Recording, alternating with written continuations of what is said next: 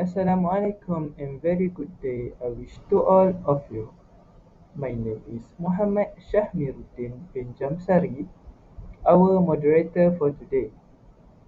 Welcome to our forum for this week.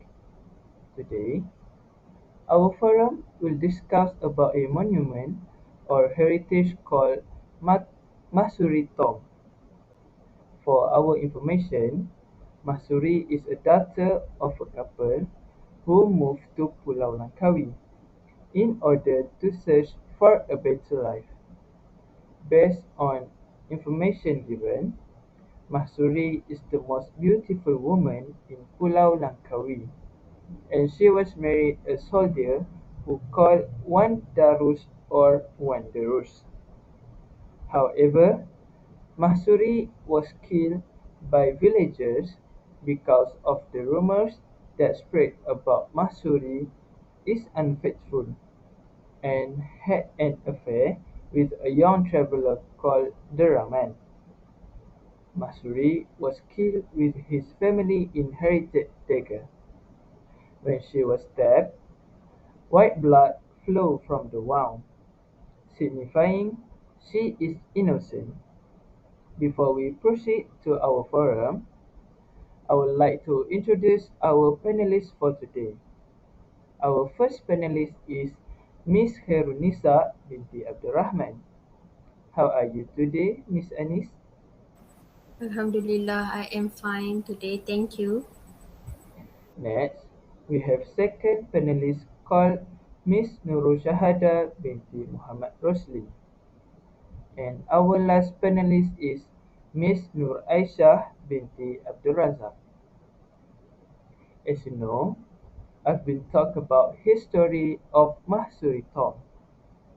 I would like to ask our first panelist about how do we educate our children on heritage preservation and what are the agencies involved in heritage preservation in Malaysia? Thank you to moderator Ms. Shamiruddin for your question. First, how do we educate our children on heritage preservation?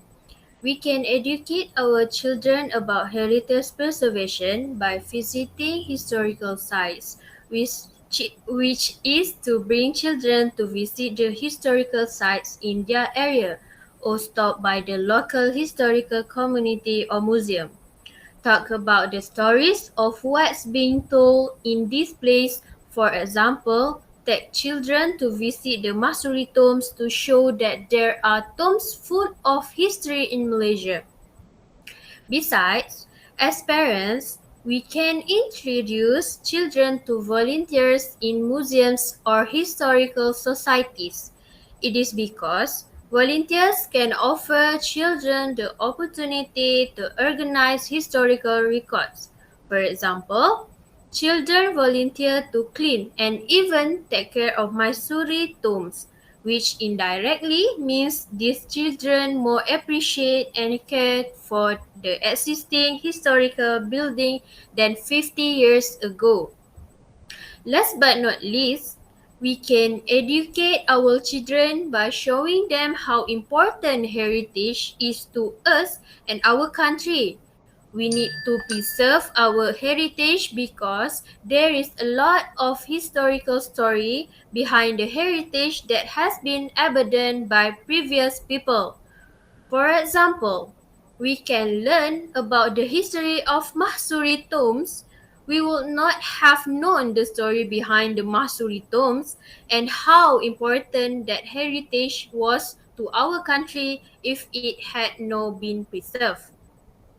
To the second question, agency involved in heritage preservation in Malaysia is in Malaysia, conservation of heritage buildings is being initiated by the government and private sector.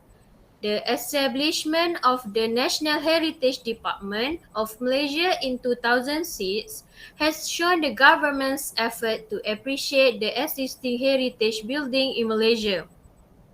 The department will ensure every requirement in the National Heritage Act 2005 is compiled with by the respective authorities.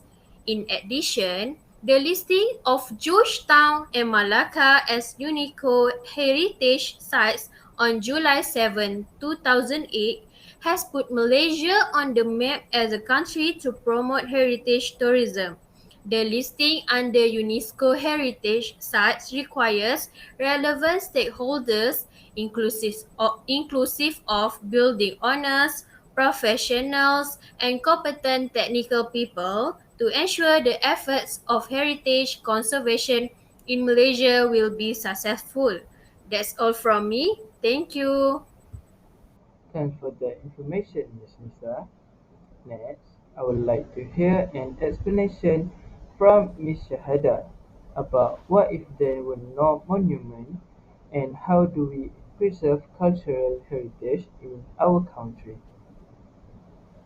Okay, Shahmi, thank you for the question. What if there were no monuments? Each monument that is built has its own story. If there were no monuments, the community will not know and believe the story that has been told. Besides that, the community will commemorate the story and way of life lived by Masuri as conveyed by the existence of the tomb of Masuri. Next, the community will also not know about the existence of Masuri if there is no Masuri tomb. And the last one is Masuri's tomb symbolizes the history that has passed in Malaysia, and Masuri tombs is used as a historical place in Malaysia. Without Masuri tomb, Malaysia will lack historical place as well as lack of attractions to attract tourists to visit the following historical areas. Next, how do we preserve cultural heritage in our country? We preserve cultural heritage in our country by caring for and preserving historic buildings or places in the country. The next is to volunteer to take care of the cultural heritage place in Malaysia. And then is by advertising the cultural heritage found in Malaysia. And the last one is by recognizing cultural heritage as a valuable thing for our country that needs to be cared for and preserved well. Okay, that's all from me. Thank you. Thank you for the explanation, Ms. Shahada. And our last question is for Ms. Aisha. I would like to ask you about what are the steps taken to protect the place and why should we preserve the monument? Thank you, our moderator Muhammad Shamiruddin. For the first question is, what are the steps taken to protect the place? The first step is, we should making a documentary about historic building. Every company has to make a documentary about the historic building. Can indirectly introduce historical place. In the documentary, the party can show the beauty of the historical place and explain a little about the history that took place in the that took place.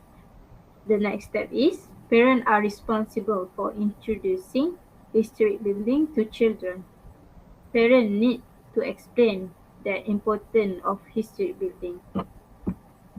For the second question is, why should we preserve the place and monument?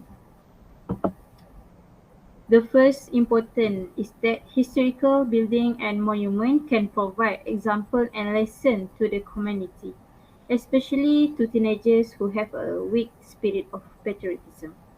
Furthermore, in terms of tourism, Historical buildings and monuments are able to attract tourists, both local tourists and tourists from abroad visiting the country.